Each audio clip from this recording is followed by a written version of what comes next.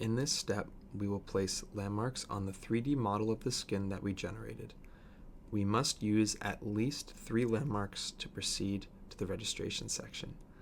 The typical landmarks to use are the left outer canthus, right outer canthus, and nasion, though there are various options for different landmarks that can be used.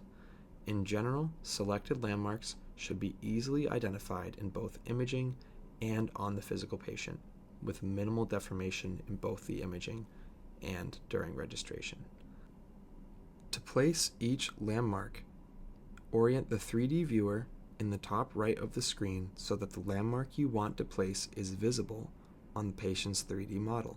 Click the Place button next to the landmark that you want to place. Move the cursor to the 3D viewer in the top right of the screen and click on the landmark to place the fiducial in that location. Repeat this process for at least 3 landmarks and up to 9 landmarks. Then click the Press to Continue button in the bottom right of the screen.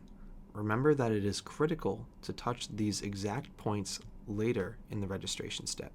Ensure that these points are accessible on the patient's head and can be touched with the navigation pointer in such a way that maintains camera to reflective marker line of sight.